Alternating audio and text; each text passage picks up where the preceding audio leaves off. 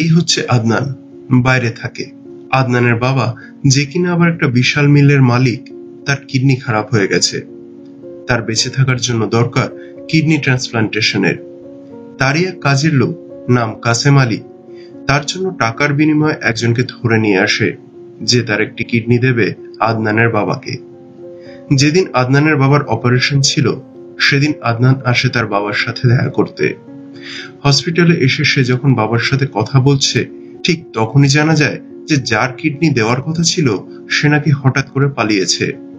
সেই শুনে কাসেম আলী হাসপাতালের একজন কর্মীকে নিয়ে সেই ডোনারকে খোঁজার চেষ্টা করে, কিন্তু ব্যর্থ হয়।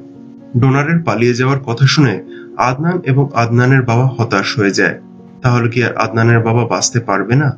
ইতিমধ্যে আদনানের ফোনে কার যেন একটা ফোন আসে এবং সে বাবার থেকে দূরে চলে যায়। কিন্তু কার ফোন ছিল এটা, যার জন্য আদনান সকলের অলক্ষ্যে চলে এলো? জানবো, তবে তার আগে হ্যালো বন্ধুরা, বিএম এক্সপ্লেনের নতুন এপিসোডে সকলকে স্বাগত জানাই।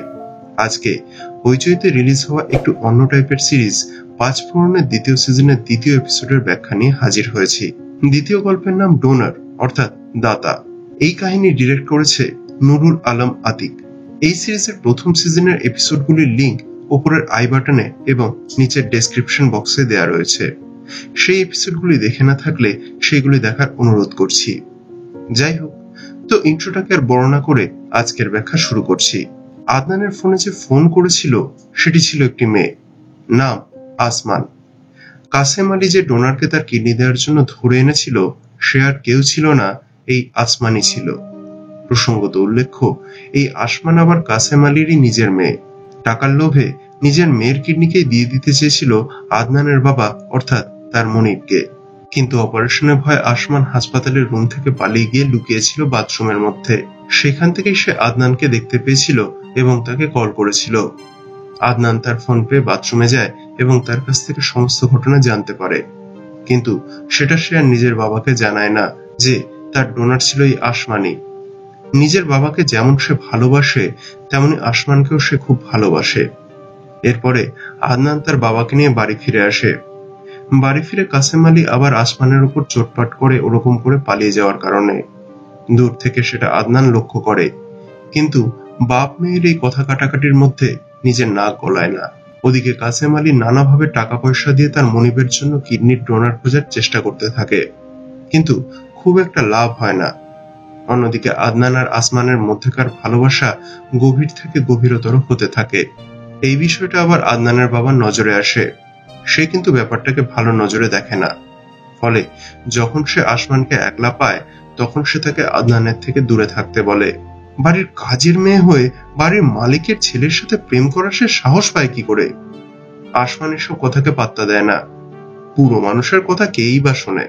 যাই হোক, ওদিকে ডোনার পাওয়া যাচ্ছে না দেখে আদনান নিজে যায় হাসপাতালে নিজের উপর টেস্ট করাতে। উদ্দেশ্য, যদি সবকিছু ঠিক থাকে তাহলে নিজের একটা কিডনি দিয়ে তার বাবাকে সে বাঁচাবে। সব টেস্ট নর্মাল থাকে, ফলে তার নিজের কিডনি দেওয়ার কথাটাকে আসমানকে জানাতেই সে আদনানের উপর প্রচন্ড রেগে যায়। এই রেগে যাওয়ার কারণ হচ্ছে, সে আসলে আদনানকে প্রচন্ডই ভালোবাসে। তাই সে চায় না অপারেশন করতে গিয়ে তার ভালোবাসার কোনো ক্ষতি হোক। তাই সেই আদনানের এই ডিসিশনে রাগ করে চলে যায়। আদনান সব বুঝতে পারে, কিন্তু তার কাছে এছাড়ার কোনো উপায় ছিল না। এরপরে সেই সেম কথা বাবাকে জানায়।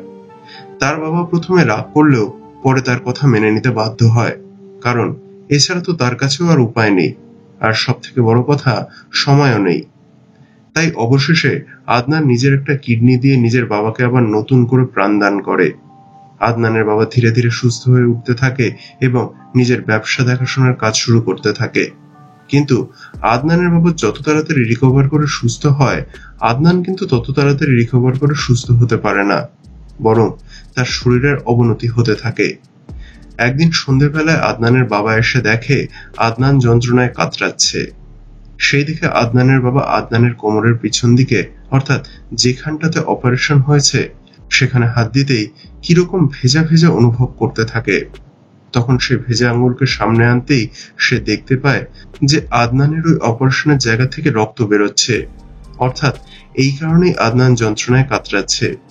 সেই দিকে আদনানের বাবা জানলা দিয়ে তার চাকর কাসেম আলীকে ডাকতে থাকে, এই কাসেম আলী যে নিজের মেয়ে আসমানকে নিয়ে আদনানের বাড়ির সামনেই থাকতো। মনিবের এই ভীষণ চিৎকার শুনে কাসেম আলী একটা অ্যাম্বুলেন্স নিয়ে আসে এবং আদনানকে তড়িঘড়ি করে হাসপাতালে নিয়ে যাওয়া হয়। আপাতত আদনান বেঁচে যায়, কিন্তু আমরা জানতে পারি যে আদনানকে বাঁচাতে হলে তারও একটা কিডনি লাগবে।